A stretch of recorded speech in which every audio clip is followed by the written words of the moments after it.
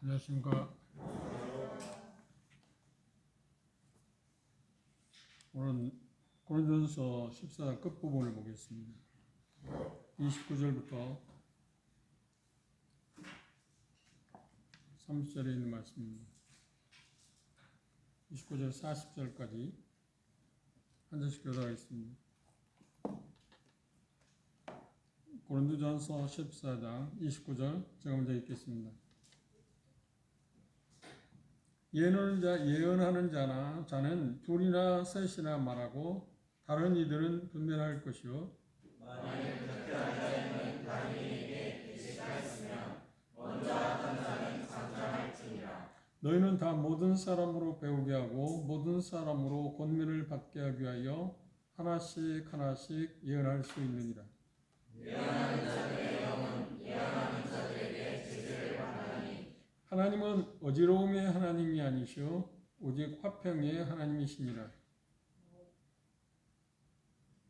모든 성도가 교회에서 함과 같이 여자는 교회에서 잠잠하라. 그들에게는 말하는 것을 허락하며 하나니 율법에 이른 것 같이 오직 복종할 것이요. 만일 무엇을 배우려거든 집에서 자기 남편에게 물을지니 여자가 교회에서 말하는 것은 부끄러운 것입니다. 하나님의 말씀이 너희로부터 난 것이냐 또는 너희에게만 임한 것이냐. 만일 누구든지 자기를 선지자나 혹 신령한 자로 생각하거든 내가 너희에게 편지한 것이 주의 명령인 줄을 알라. 만일 누구든지 알지 못하면 그는 알지 못한 자니라. 그런즉 내 형제들아 예언하기를 사모하며 방언 말하기를 금하지 말라.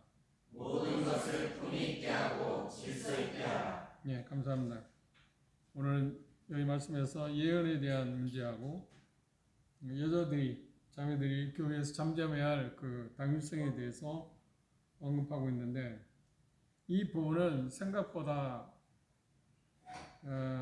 우리에게 커다란 도전을 주고 있는 말씀이 틀림없습니다. 왜냐하면 우리 주변에 전에는 그렇지 않았습니다만 최근에 들어서 아마 정확히는 모르겠지만 교회 여자 목사들이 있다고 하는 것을 우리는 종종 보지 않나요? CTI나 CBF 그 기독교 방송 TV를 보면 여자 목사들 메시지 하는 것을 종종 보는데 그 대단히 보수적인 교회다니다고 이야기했던 그 심지어 장로교회에서도 그 여자 목사들을 두는 그런 형국에 이르고 있습니다. 그런데 하나님 말씀에 보면 얼마나 많이 벗어났는가 하는 것에 대해서 우리가 생각할 수 있는데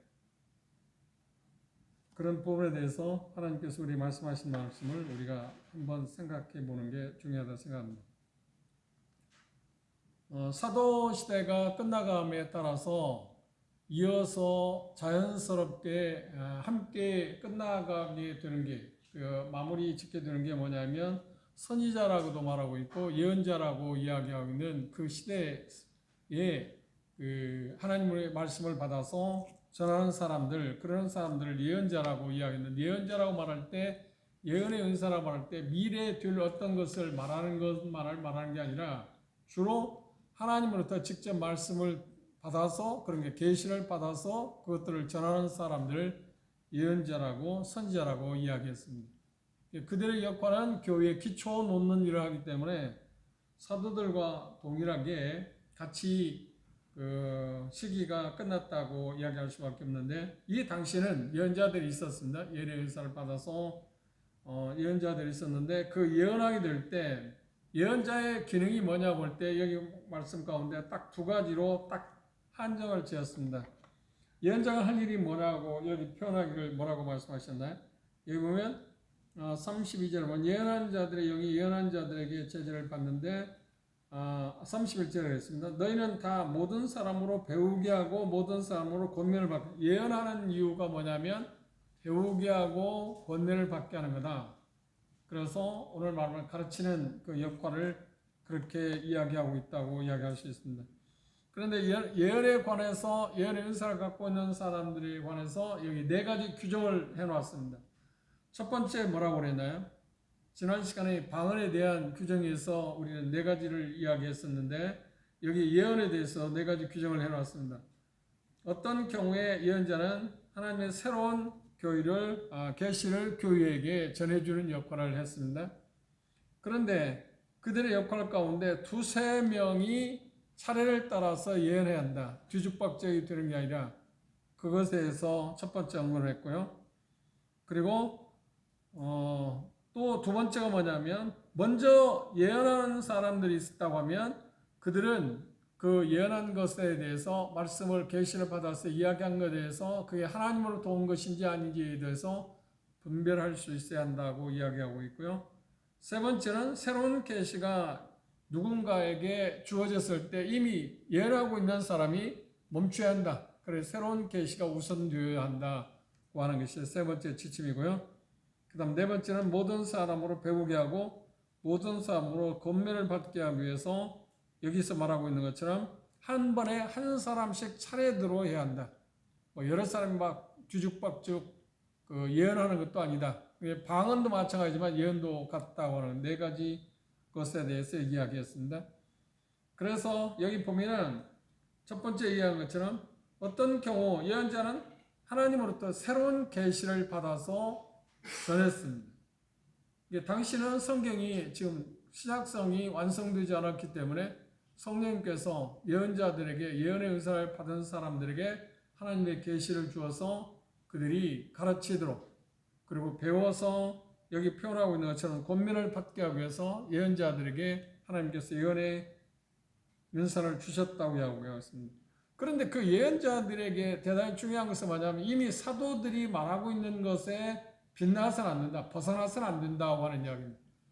제일 중요한 것은 바울 사도가 표현하고 있는 것은 사도의 권위가 훨씬 더 위에 있다라고 하는 것을 이야기하고 있습니다. 그리고 두 번째 지침에서 말하고 있는 것처럼 예언하는 사람들은 예언하는 그 예언의 은사를 받은 사람들 주목해야 할 게 뭐냐면 자기들이 한 말 또 예언하는 사람들 하나님의 계시를 받아서 말하는 사람들이 그게 하나님으로부터 정말 계시를 받아서 말하는 건지 그것들을 분별할 수 있어야 한다고 이야기하고 있습니다. 구약성경에도 그런 지침이 하나 있습니다. 이사야서 8장을 보실까요?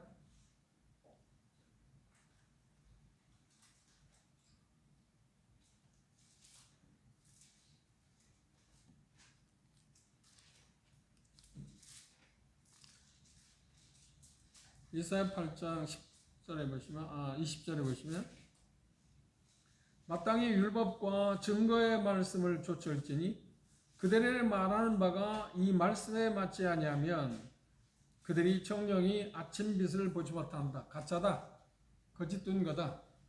그래서 기준이 뭐라고요? 이미 여기 말씀에서 고린도전서에 말씀하고 있는 것은 전에는 구약에 대한 이야기지만 여기서 말씀하고 있는 본문에서 말씀하고 있는 것은 사도들의 가르침과 벗어나서는 안 된다.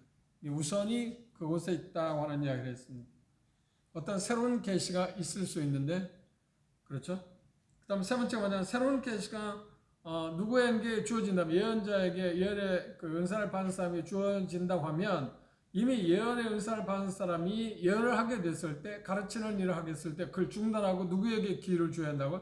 새로운 계시를 받은 사람에게 기회를 줘야 한다. 새로운 거니까 그렇죠? 그 다음 네 번째가 뭐냐면 여기 말하고 있는 것은 모든 사람으로 하여금 배우게 하고 권면을 받게 하기 위해서 중요한 건 뭐예요? 차례차례 한 사람씩 해야 한다.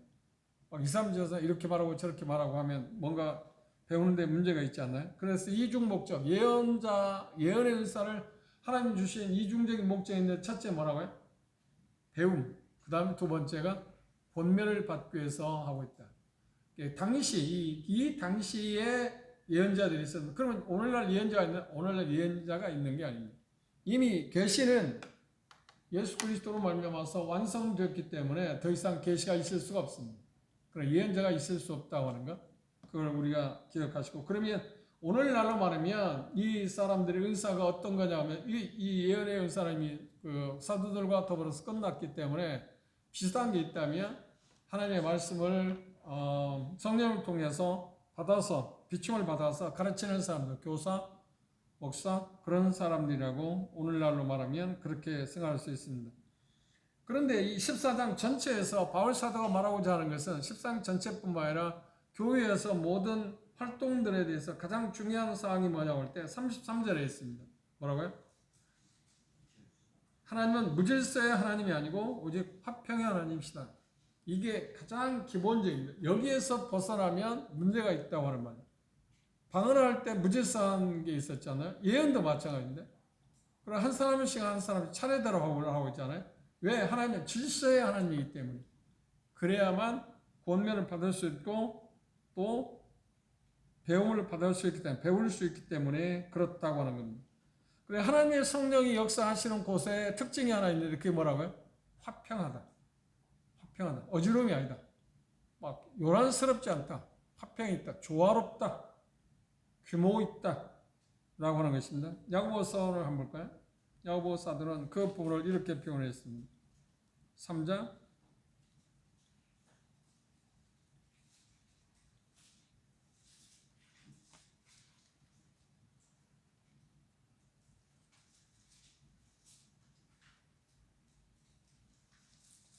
14절입니다. 내 형제들, 만일 사람이 믿음이 있노라 하고 행함이 없으면 무슨 유익이 있으리요? 그 믿음이 능히 자기를 구원하겠냐? 3장입니다. 3장 14절. 그러나 너희 마음속에 독한 시기와 다툼이 있으면 자랑하지 말라. 진리를 거스려 거짓하지 말라. 그 화평에 대한 이야기 18절. 화평케 하는 자들은 화평으로 심어 의의 열매를 맺는다. 이 말씀이 말하고자 하는 것은 뭐냐면 성령님의 역사하시는 곳, 성령님의 다스림이 있는 곳에는 특징이 하나 있는데 그곳에는 화평이 있다. 우리들이 모였을 때 화평하지 못하다고 하는 말은 뭔가? 성령의 역사하심이 아니라고 하는 말. 최근에 언젠가 알려질 아는 사람도 있을지 모르지만 어느 지역교회에서 분쟁이 있습니다.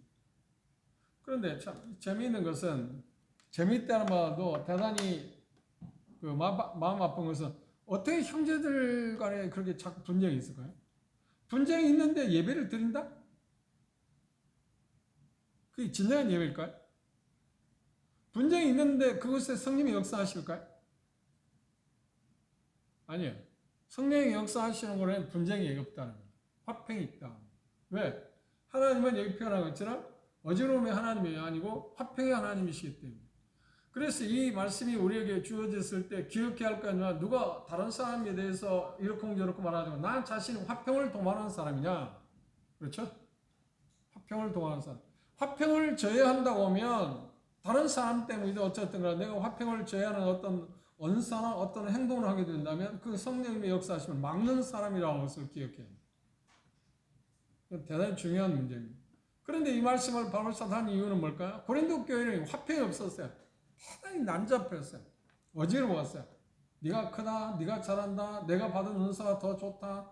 그 자랑하고 서로가 경쟁하고 뽐내고 드러나는 것에 대해서 대단히 사람들의 인기를 집중시키려고 하고 받으려고 하고 그런 걸 통해서 자기가 박수받고 그런 것에 대해서 생각을 했기 때문에 그 모임에서 그러니까 고린도 교회에서 화평은 생각하지 않고 자꾸만 어지럽히는 일들이 있었습니다. 그래서 바울사도는 지금 하나님의 속성에 대해서 얘기할 때 그분은 어지러운 분이 아니다. 질서 정연한 분이다. 그렇죠? 하나님이 천지를 창조하셨을 때 질서 정연하게 창조하신 거잖아요. 그리고 그것에 의해서 하나님의 뜻하신 바에서 우주가 질서, 한치의 오차도 없이 움직이지는 거 아닌가요? 물론 계시록 마지막 때 하나님이 심판할 때 그 질서 정연한 것을 하나님 파괴해서 세상이 멸망으로 치닫게 되는 광경이 나오긴 합니다만 그러기 전까지 하나님의 심판이 내리기 전까지는 하나님은 질서롭게 질서의 하나님답게 모든 것을 질서로서 운행하고 계시다. 그리고 하나님의 속성은 빼놓을 수 없는 것이 뭐냐? 화평, 평화로운 분이다. 어지럽게 자꾸 다투거나 네가 크냐 내가 크냐고 싸우는 것은 아니다. 세상에서도 그건 좋은 게 아닌데 바람직한 게 아닌데 교회에서 그런 일이 있어도 되겠습니까? 그렇죠? 그건 참 불행한 일입니다.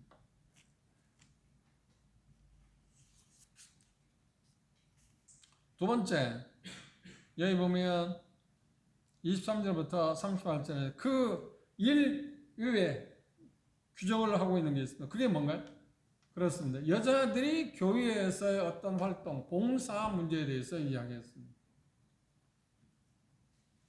여기 3, 4절에 보면 모든 성도의 교회의 삶과 같이 여자는 교회에서 잠잠하라. 이 잠잠하라고 하는 말이 무슨 말인가요? 교회에서 여자는 잠잠. 이 교회라는 말은 정기 집회에 대한 이야기입니다. 이걸 확실히 알아야 합니다. 교회에 주의 이름으로 모이는 정기 집회 때 자매들이 말하는 것은 옳지 않다. 말한다고 할 때 이 표현 가운데 중요한 건 뭐냐면 문맥을 보면 뭔가요? 가르치는 역할을 합니다. 예언에 대해서 지금 이야기하고 있지 않나요? 이걸 오해해가지고 초기에는 뭐 가정에서도 심지어 가정에서조차도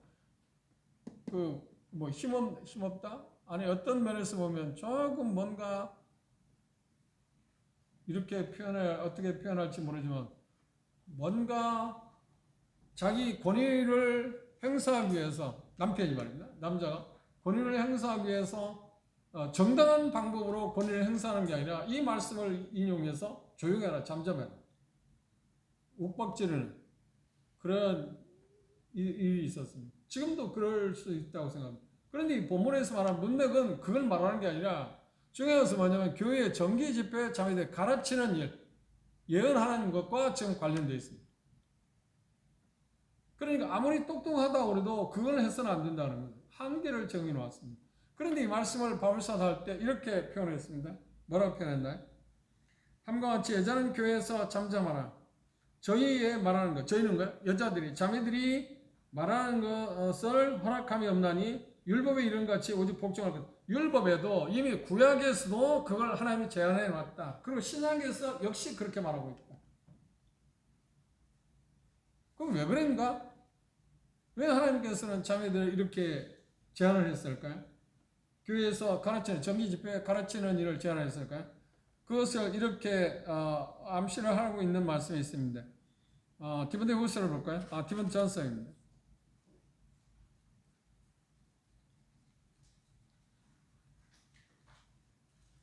2장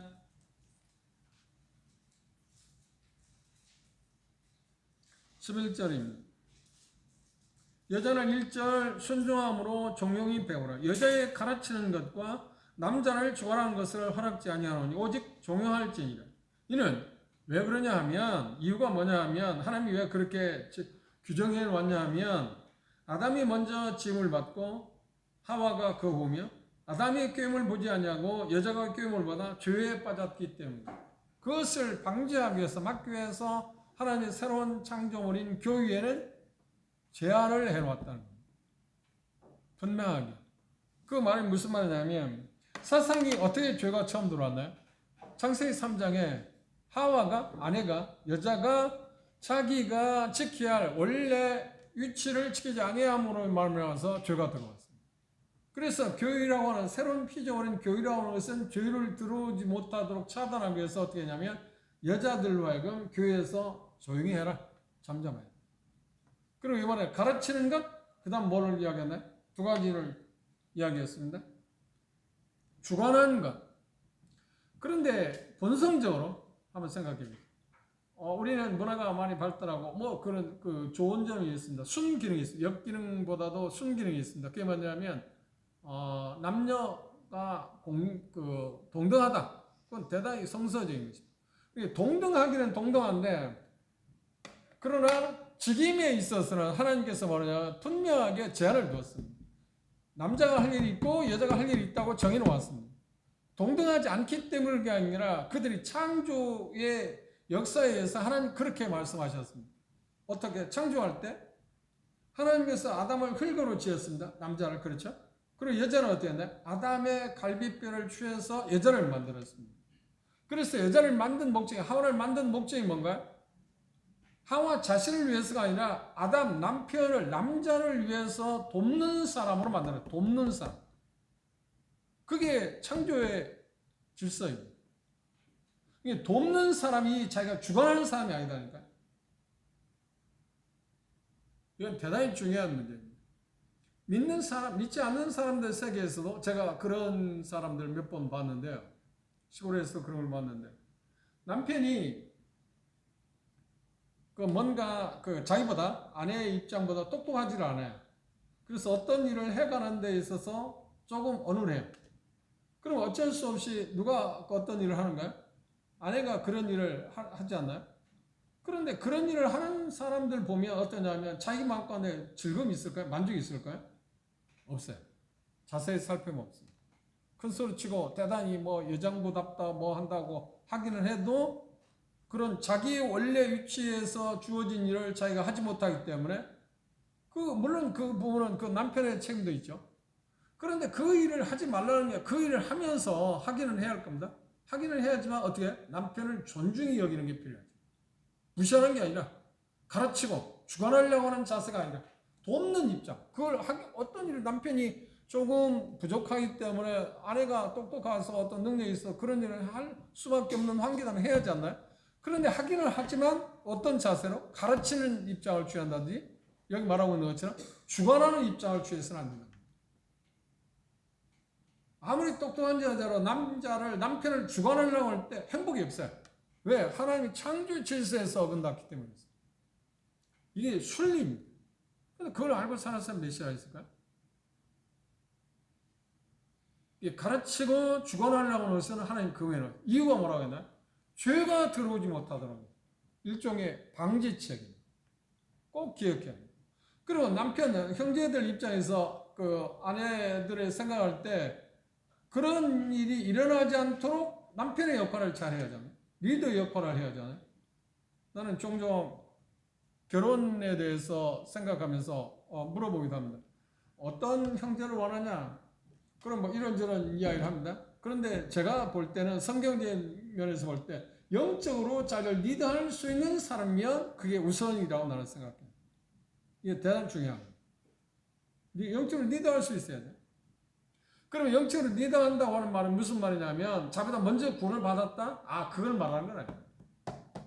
자기보다 먼저 구원을 받지 않았을지라도 형제가 그런 영적인 리더가 될 수 있다. 현재 상황에서 결혼 당시에 현재 상황에서 자매가 훨씬 먼저 되고 잘 배워서 힘이 있어서 그런 입장이 있고 남편들 형제가 그러지 못하는 입장이 있을 수 있습니다. 그런 입장이 있을 때 아내가 할 일이 뭔가요? 그렇지. 남편에 대해서 주관하고 가르치는 입장을 취해서는 안 돼요. 자기가 여전히 돕는 입장을 취할 때 하나님께서 할 수 있는 일이 뭐냐. 제가 그런 그 가정을 몇 가정을 알고 있는데 그때 하나님께서 뜻밖에도 그 형제를 빨리 자라게 그 역할을 하게 그러기 위해서 아내의 입장에서 할 일이 뭔가요? 그렇지. 말하고 오늘은 주관하려고 하지 말고 절대 가르치는 자세를 취하면 합니다. 그런데 우리는 습관적으로 본성적으로 어떤 마음이 있어요? 여자들이 가르치고 주관하려고 해요.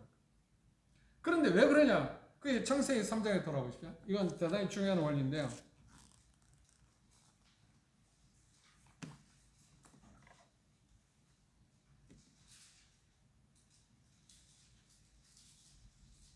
쉬운 말로 하면 절대 안 지려고 하는 마음이 있다는 겁니다. 이게 본성적입니다. 3장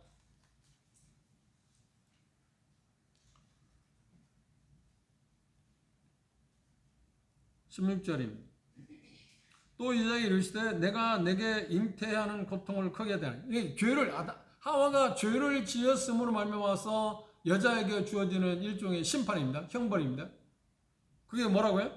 잉태하는 고통, 자식을 낳게 하는 그런 고통, 잉태하는 고통은 뭐 여기 자녀를 낳아본 사람 말이지. 뭐 어떤 사람이 표현하기를 처녀들에게 그 애 낳을 때 고통이 어떤 거냐고 하니까 얼마 전에 들으니까 그런 이야기 하더라고요. 생리통이 심할 때 25배의 고통이다. 그건 나는 뭔 말인지 몰라요. 그런데 옛날에는 어머니들이 아이들을 낳을 때 우리 어머니도 그런 것 같아요. 어떠했냐면 제가 어렸을 때 그러니까 본체가 있고 사랑체가 있었어요. 그런데 어머니, 할아버지 할머니 계시니까 할아버지 할머니는 본체에 계시고 사랑체 어머니가 계시는데 낳을 때 동생들 낳을 때 되면 대개 경우가 어떻게 하냐면 고무신을 이렇게 앞에 세워놓는다. 두들려 놓고 애를 낳기 위해서 방에 들어간다고 하잖아요. 그 말이 뭐냐? 그때 당시만 해도 애 낳는 고통이 너무 힘들고 죽을 수 있는 확률도 있기 때문에 그 말도 못한다고 그러잖아요. 그런데 그 고통을 하나님께서 주죠. 뭐 때문에? 선물이 아니에요. 이게 심판이거든요. 그런데 그 중에 또 하나가 우리가 또 하나 여기 있습니다. 잉태하는 큰 고통을 당하니. 그리고 그 다음 뭐냐. 네가 수고하고 자식을 낳을 거다. 그 어려운 일을 당할 거라고 그랬습니다.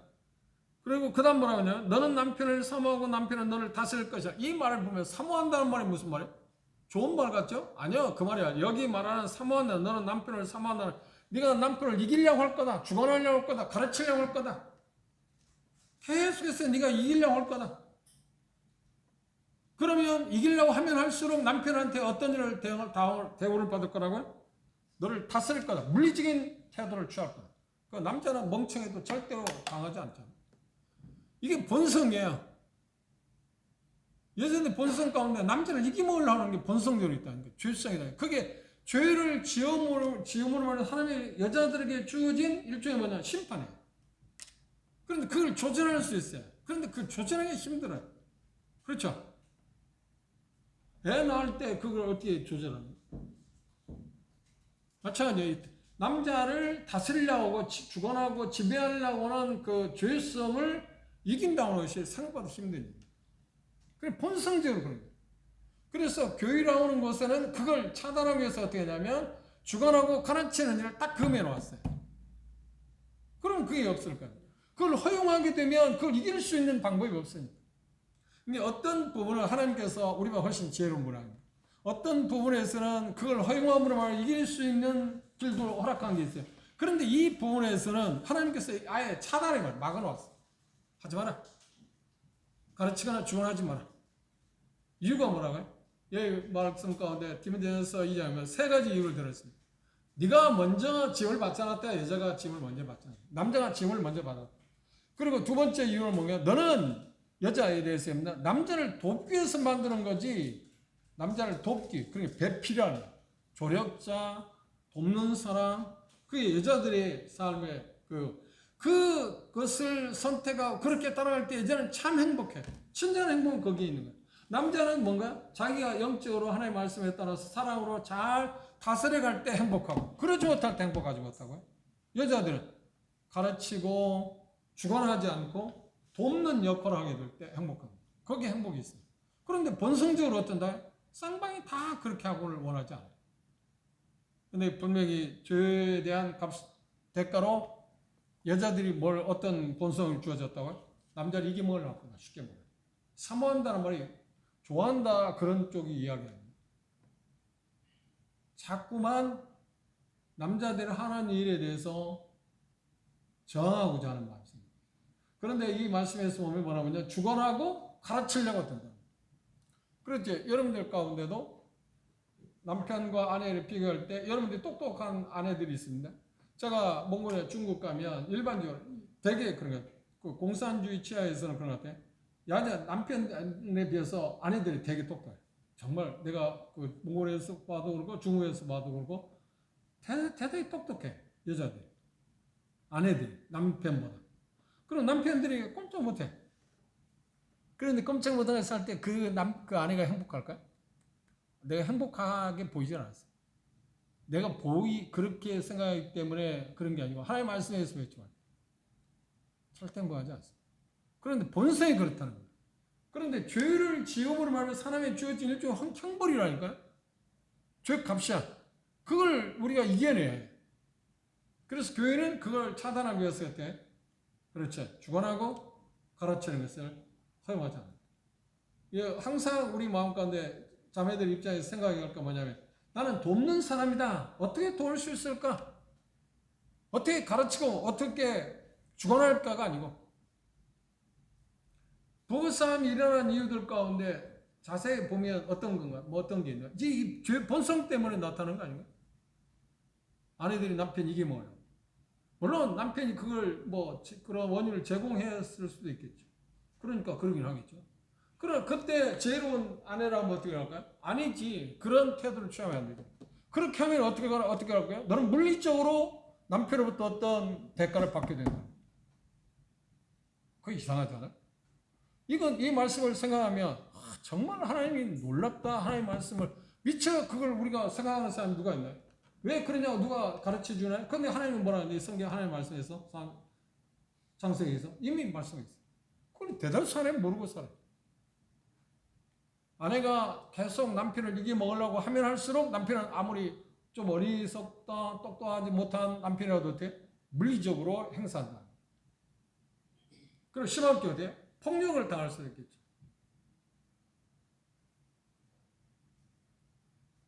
그러나 어떤 상황에서 폭력 행사는 옳은 게 아닙니다. 그런데 그걸 당할 수 있다고 하는 것이 하나님께서 우리에게 말씀하는 부분입니다.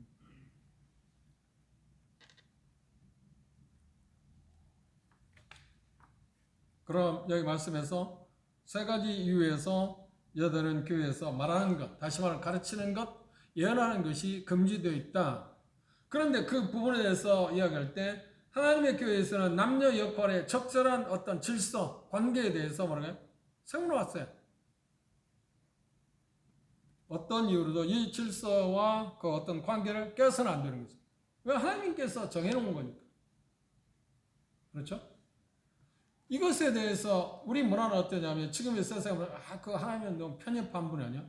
아니요, 편협한 게 아니라 그게 진정한 인간의 행복을 누릴 수 있는 그 길이 그곳에 있기 때문에 그렇지 않으면 파괴되니까.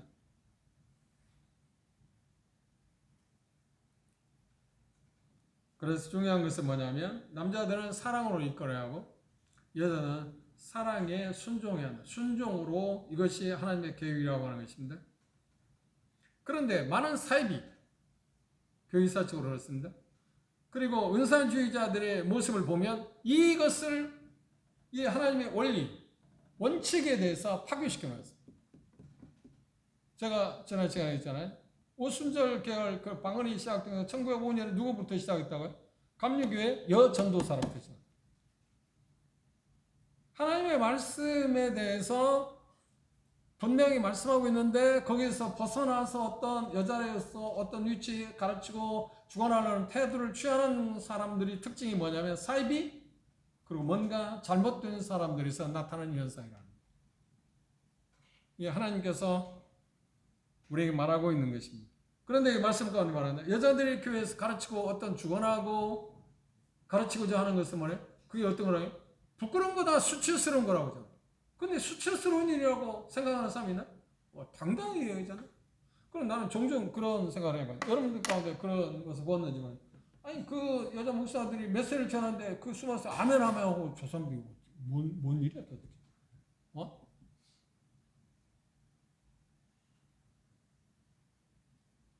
왜 그게 시작되다? 처음에 있지를 않았어요. 보십시오. 캐톨릭에서 한 가지 좋은 건 뭔가요? 수녀들은 절대 가르치는 역할을 안 해요. 신부, 사제의 역할을 안 해요. 돕는 역할을 안 해요. 그죠? 그런 쪽에서는 뭐 캐톨릭이 더 좋은 쪽이 있는지. 그런 개신교는 뭐다? 이제 동등하다. 남녀평등. 남녀평등에 대해서 이걸 말하는 게 아니야. 하나님 말씀하신 것을 벗어나서도 하는 것이 남녀평등을 말하는 게 아니야. 우리에 주어진 원래 창조 목적대로 가는 것이 남녀평등이지. 그렇다고 해서 어떤 남녀평등이 아니라는 말이 아닌데 각각 남자에게 주어진 역할하고 여자에게 주어진 역할이 다르다. 직임이 각각 다르다고 하는 겁니다. 그걸 벗어나는 것? 그게 똑같이 해야 한다고 하는 거. 그럼 한번 생각해보세요. 우리나라에서 그런 이야기, 비슷한 이야기. 자, 여자들이, 남자들이, 지금은 제가 잘 모르겠습니다. 군대 갔다 오면 가산점을 주잖아요. 그죠? 남자들이 가산점을. 그럼 여자들은 뭐냐? 남녀 평등이라고 말하지 않고, 왜 남자들은 군대 갔다 오면 가산점 우리는 안 주냐? 그러니까 한편에서, 그럼 너희도 군대 갔다 오라. 그게 남녀 평등입니까? 근데 그렇게 주장하는 사람은 남녀 평등, 너희들도 그러면 원부적으로 군대 가라고 하면 그게 남녀 평등 아닌가요? 그럼 국가에서 그거 말하지 않잖아. 그건 남녀 평등이 아니야. 남자가 해야 할 일 있고 여자가 해야 할 일 있잖아.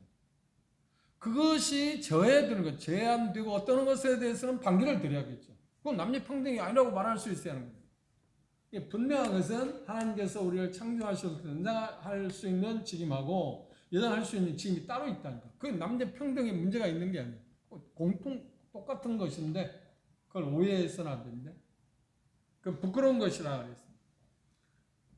그래서 이 36절에 대단히 중요한 말을 했습니다. 뭐라고요? 하나님의 말씀이 너희에게로부터 난 것이냐 또는 너희에게로 임한 것이냐. 이건 수사적인 질문을 해서 이 질문은 답을 듣기 위해서 바울 사도가 하는 말이에요. 로마서 보면 자주 이 말을 했거든. 이 말은 뭔가? 생각해봐라. 이 말씀은 무슨 뜻인가요? 하나님의 말씀이 너희를 떠난 것이냐고 말하는 고린도 성도들은 향해서 자신들이 성경 위에 있다고 생각했어요. 지금 쉽게 말해서 여자들 가르치고 하는 것은 하나님의 말씀은 그렇지만 남녀 평등이 우리도 할 수 있다고. 하나님 뭐라고 말했어요? 아니야, 그건 부끄러운 일이야. 그런데 고린도 성도는 어때? 그거 괜찮은 거다. 자기들이 하나님의 말씀, 바울 사도 가르친 계시를 받아서 가르치는 그 말씀보다도 자기들이 생각이 옳다고 주장했고, 원이 번거하죠.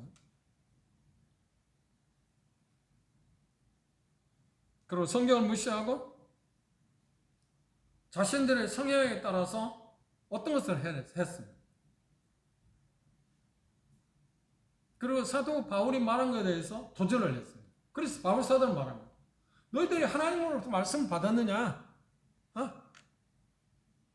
하나님께서 언제 너희들에게 말한 일이 있느냐? 말해봐라. 나는 하나님부터 직접 말씀을 들어서 이야기하고 있잖아. 지금 그 이야기. 도대체 반론을 제기할 수 없는 입장을 만든 거예요.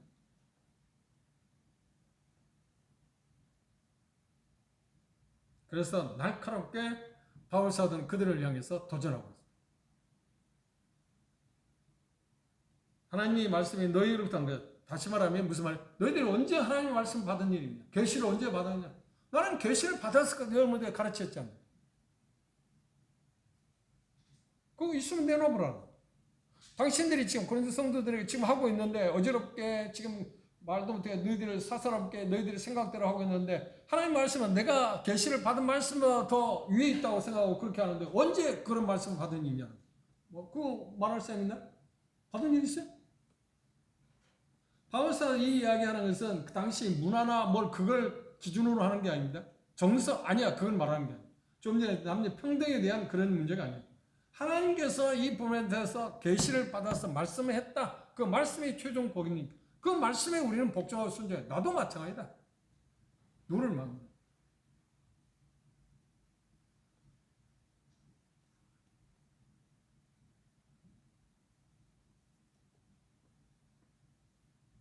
그래서 바울사가 이렇게 말해요. 여러분들이 하나님의 말씀을 받은 게 아니라면, 계시를 받은 게 아니라 하면 내가 하나님의 계시를 받은 내 말을 드려야 하지 않느냐는 거죠. 그건 맞는 거 아닌가? 왜? 하나님의 말씀이니까.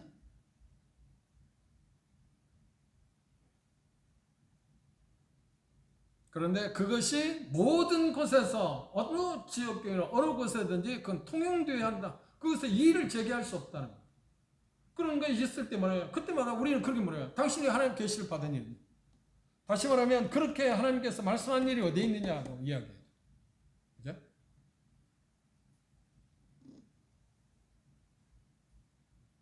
그래서 그 누구도 하나님의 말씀을 뒤엎거나 무시할 수가 없습니다. 우리의 중요한 건 뭐예요? 우리가 할 일은 뭐예요? 하나님의 말씀에 우리는 복종하고 순종하는 거잖아요. 성경이 뭐라고 말하냐를 알아서 그것에 따라서 우리는 순종하고 따라가는 것이 우리의 일이잖아요. 그 위에 있는 사람은 아무도 없습니다. 그리고 그걸 바꿀 수도 없고 불순종할 수 있는 사람은 세상에 아무도 없습니다. 그래서 이 표현 가운데 말해요. 그렇게 하게 된다면 하는 거예요. 자신들을 하나님 말씀 위에 두고 있다. 그리고 그렇게 할 때 그런 사람들에 대해서 뭐라고 하는가요? 만일 누구든지 여기 30절에 있습니다. 자기를 선지자나 혹 신령한 자로 생각하던 내가 너에게 편지한 것이 주의 명령인 줄 알아. 이 말은 무슨 말인가요? 쉽게 말하면 그런 말입니다. 여러분들이 하나님의 은사를 받아서 뭔가 활용하고 있는 사람이라고 하면 내가 말한 것이 진정 하나님으로부터 왔다는 것을 말할 수밖에 없다. 그럼 그렇게 그런 반대로 내가 가르친 것에 대해서 계시받는 걸 말했는데 그렇게 하지 않는 것은 뭐예요? 여러분들이 지금 하나님의 계시를 받지 않았다는 얘기. 그걸 증명하고 있다고 하는 얘기입니다. 자신의 예언의 은사나 방언의 은사나 다른 어떤 영적 은사를 갖게 되었다고 할지라도 주장하려고 하면 중요한 건 뭔가? 그 사역이 하나님으로부터 온 것인지 확실한 어떤 증거를 보여줘야 한다. 표식이 있어야 한다. 그 표식이 있는데 그게 뭐예요? 사도들의 가르침에 부합하느냐 그렇지 않느냐를 갖고 자기 자신을 판가름해 봐야 돼. 판단해 봐야 돼. 사도들의 가르침과 다르다고 하면 어때? 그 은사 아무리 훌륭한 은사를 할 때 아무리 힘 있는 어떤 거라도 의미가 없어요. 하나님 인정한 게 아니잖아요.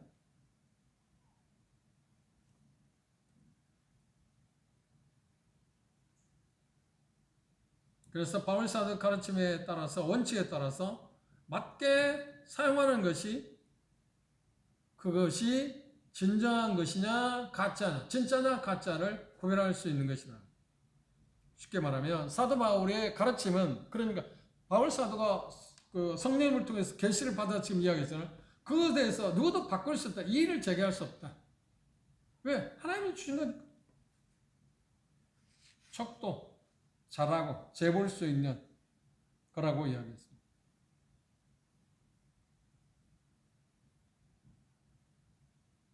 가짜들의 특성은 뭐야? 그게 가짜냐 진짜냐?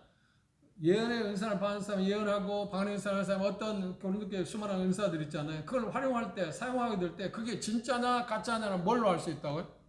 쉬워요. 그게 뭐예요? 사도들의 바울 사도의 가르침에 부합하느냐 부합하지 않느냐를 갖고 판가름한다. 간단하지 않나요? 그럼 오늘날 우리는 뭔가 성경에서 말하고 있는 성경이 그것에 대해서 뭐라고 이야기하고 있냐는 기준인 거죠. 왜? 성경이 최고의 권위를 갖고 있습니다. 누구보다도 어떤 사람, 어떤 집단, 세계 모든 사람이 그렇지 않다고 해도 하나님이 이거라고 하면 그게 진리잖아요. 이유는 성경은 절대적인 권위가 있기 때문에 그렇습니다. 바울 사도의 가르침을 따르지 않는다면, 받아들이지 않는다면 그 사람들에 대해서 어떻게 한다고? 무시해라. 무시해도 된다.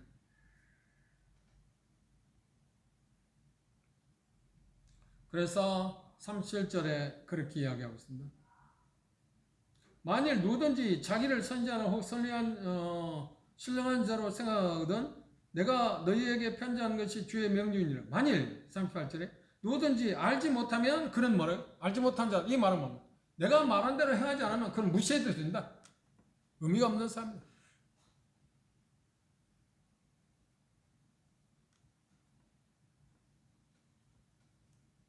그러니 이 말씀은 39절 말씀은 대단히 강한 어조의 표현입니다.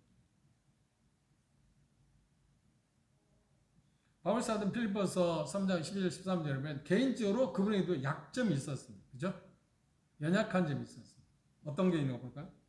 빌립보 3장.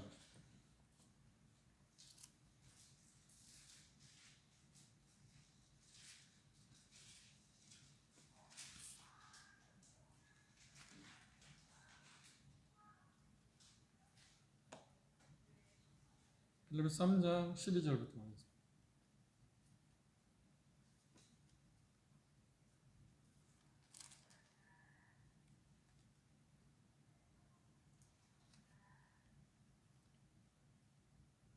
내가 이미 얻었다함도 아니요 온전히 이루었다함도 아니라 오직 내가 그리스도 예수께 잡힌 바 된 그것을 잡으려고 쫓아가는 것. 형제들아 나는 아직 내가 잡은 줄로 여기지 아니하고 오직 한 일 즉 뒤에 있는 것은 잊어버리고 앞에 있는 것을 잡으려고 표대를 향하여 그리스도 예수 안에서 하나님이 위에서 부르신 부름의 상을 위하여 쫓아간다. 자기 약함을 이야기했습니다. 나 자신의 연약한 사람이다. 한계가 있다. 그걸 거리낌 없이 인정했습니다. 그러나 하나님의 말씀을 대할 때는 그는 뭐라고 했나요? 그 시각은 단호했습니다. 왜요? 주님이 주신 계시에 따라서 이야기한 거예요. 주님의 말씀이니까 나와 상관없이.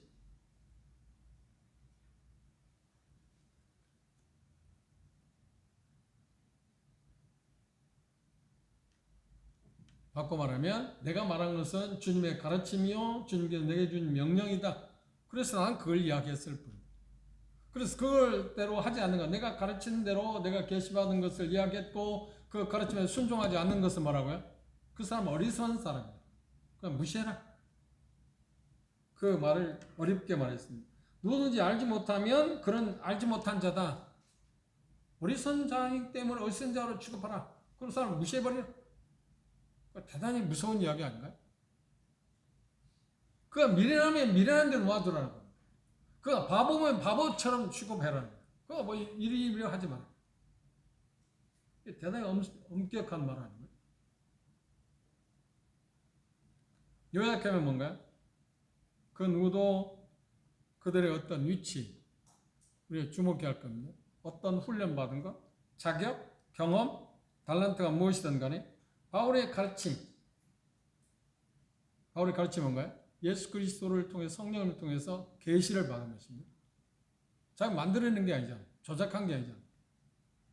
그러니까 성경을 받아들이지 않는 사람은 하나님의 가르침을 받아들이지 않을 거다. 그리고 그분의 교회에서 교사나 지도자로 받아들여야 한다고 받아들이잖아요. 무시해버리라. 어리석으면 어리석은 대로 내가 치부하고 말아라. 그런 14장 39절 40절은 요약된 권면입니다. 주님의 이름으로 어떤 것을 하게 될 때 중요한 것은 어떤 건가? 바른 방법으로 해라. 주님께 주어진 어떤 것을 활용할 때, 활동할 교회에서 어떤 봉사를 하거나 어떤 역할을 할 때, 은사를 받은 것을 활용할 때 바른 자세, 바른 방법으로 해야 한다고 이야기했습니다. 그게 교회에서 어떤 적절한 은사들이 사용되도록 허용하는 것을 지금 이야기하고 있습니다. 그것 예언이 됐든 방언이 됐든. 그래서 표현하기를 뭐라고 했냐? 그런즉 39절에 보면 내 형제들아 예언하기를 사모하고 방언 말하기를 금하지 말라. 성경적인 방언, 당시 성경적인 방언이 아직 끝나지 않았으니까 그것들을 막지는 마라. 사용대로 허용하는 것을 가르치고 있습니다. 그런데 올바른 계시가 따른다고 있다 보면 바르게 순종하며 그리고 주어진 은사가 어떤 것이든 그래 그게 바르게 사용돼야 한다.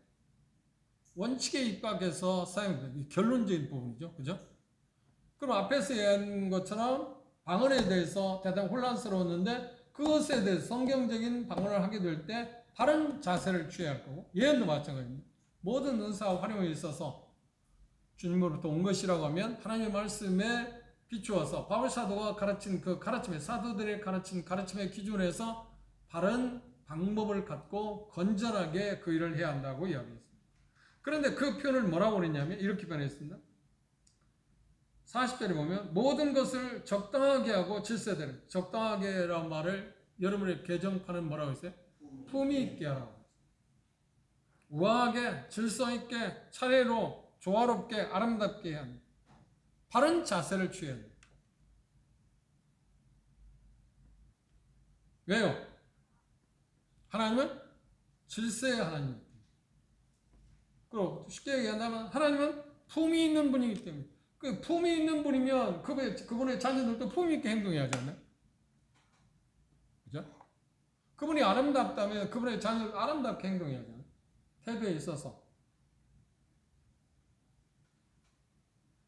그래서 하나님의 품이 질서의 하나님이시기 때문에 그분의 자녀들이 하는 일도 모든 것을 어떻게 한다고요? 하나님의 어떤 신성한 특징을 나타내야 합니다. 어지러움이 하나님이 아니니까 화평이 하나님이니까 화평을 증진시키고 질서 정의를 정말 우아하게 아름답게 품위 있게 건전하게 바른 방법으로 은사들을 활용해야 한다고 이야기했습니다.